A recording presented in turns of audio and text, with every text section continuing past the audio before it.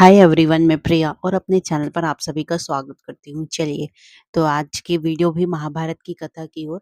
आज हम इस वीडियो के माध्यम से जानेंगे कि कर्ण ने बर्बरिक के तीनों अमोघ बाणों को नष्ट कर दिया था, और अगर कर्ण ने नहीं किया होता नष्ट तो आज पांडव युद्ध जो है वो नहीं जीत पाते। चलिए, तो हम उनका रहस्य बताते हैं कि ऐसा क्यों हुआ था।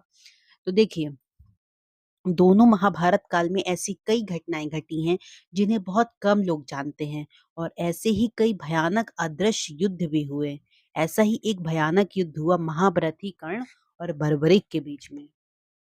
कहते हैं कि जब एक तरफ कर्ण, जिनके कवच के चमक से ही देवता और दैत्य ने भयानक अस्त्र अपना मार्ग बदल लेते थे, और दूसरी तरफ बर्बरिक, जिन्हें तीन बाणधारी भी कहते हैं, जिनके बारे में कहा जाता है कि उनके 3 बाण ही पूरे महाभारत युद्ध को समाप्त कर सकते थे।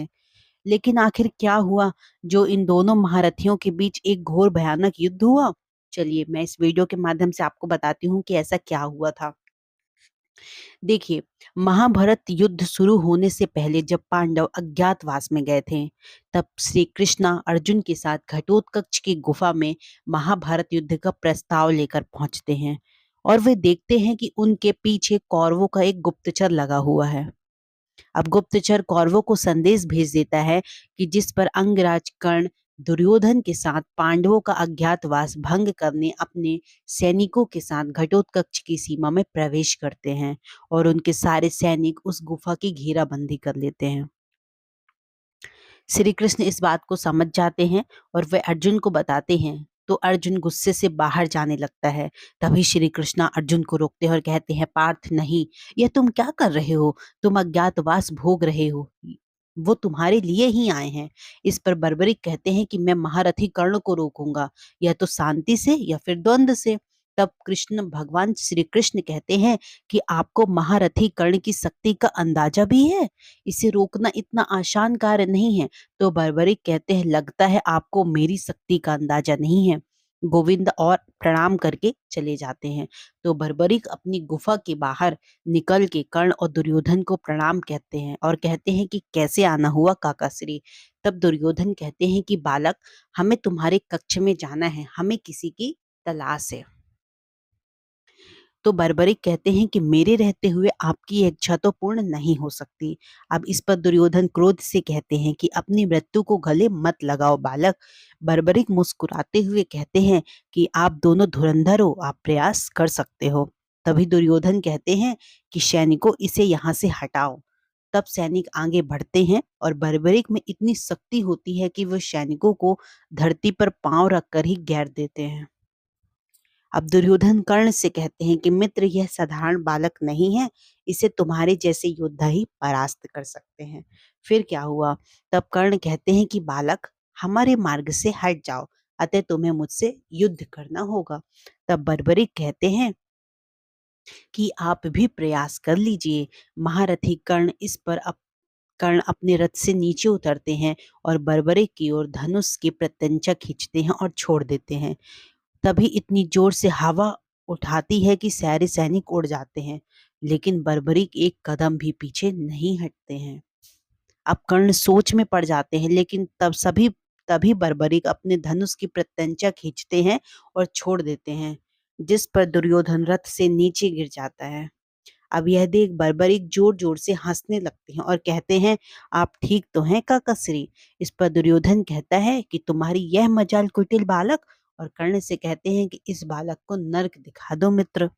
तभी कर्ण अपने दिव्यास्त्र से बर्बरिक पर प्रहार करते हैं, जिस पर बर्बरिक कर्ण पर कुटुंब अस्त्र चलाकर उसे नष्ट कर देते हैं। इसके बाद यह युद्ध चलता रहता है, और दोनों वीर योद्धा भी भयानक दिव्यास्त्र छोड़ते हैं। इसी बीच मतलब बर्बरिक एक बाण छोड़ते हैं जो दुर्योधन की ओर भी बढ़ता है, जिसे कर्ण अपने बाण से रोक लेते हैं। तो बर्बरिक कहते हैं कि कर्ण, यह बाण संभालो, इस बाण को कोई नहीं रोक सकता। बर्बरिक दुर्योधन की तरफ दूसरा बाण छोड़ते हैं, और कर्ण उसे रोकने की कोशिश करते हैं परंतु रोक नहीं पाते। अब बाण तो नहीं रुकता देख यह खुद ही दुर्योधन आगे आकर खड़े हो जाते हैं, और इसके बाद वह बाण कर्ण से टकराने वाला ही होता है। तभी कर्ण का कवच आ जाता है और उस बाण को रोक देता है। अब बर्बरिक का यह दृश्य देखने के बाद कहते हैं कि ये कैसे संभव है? इस बाण को तो बस इंद्र का वज्र रोक सकता था। तभी दुर्योधन कहता है कि यह सूर्यपुत्र कर्ण है। इनके पास अमृत से बना कवच है जो कि स्वयं ईश्वर भी नहीं तोड़ सकते। इसलिए तुम्हारे सारे प्रयास विफल हो जाएंगे बालक।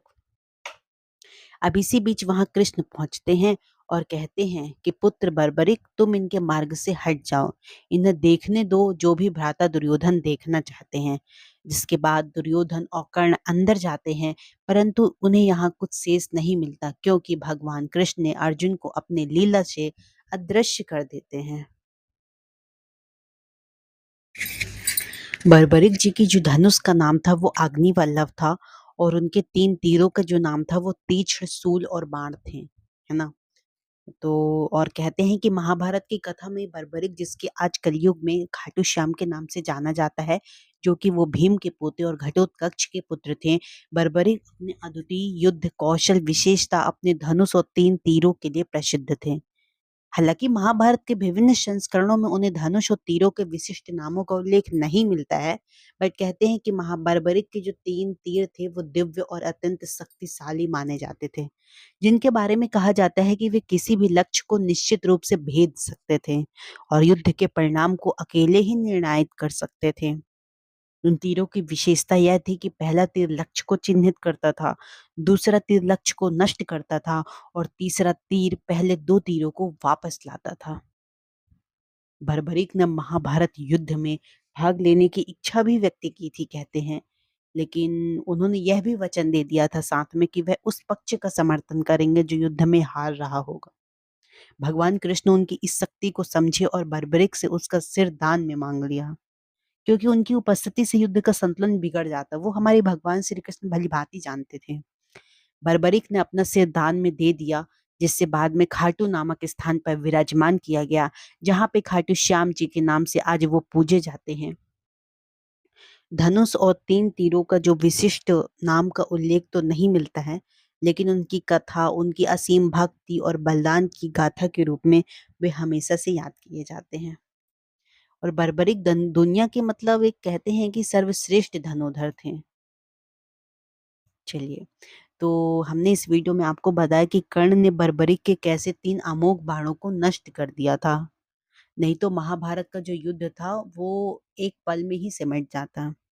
चलिए, अगर आपको वीडियो पसंद आई हो तो ज़्यादा से ज़्यादा लोगों तक शेयर करें, अपने फैमिली सर्कल में, आप फ्रेंड सर्कल में। और जैसा कि मैं हमेशा से कहती हूँ कि अगर आप सनातन धर्म से हैं तो आपको ये सारी चीज़ें पता रहनी चाहिए। आप बिल्कुल महाभारत ग्रंथ पढ़ें और बहुत ही अविस्मरणीय है। चलिए, तो हमारे वीडियोज़ को ज़्यादा से ज़्यादा लोगों तक शेयर करें और हमारे चैनल को सब्सक्राइब भी करें। Thank you so much. जय श्री कृष्ण।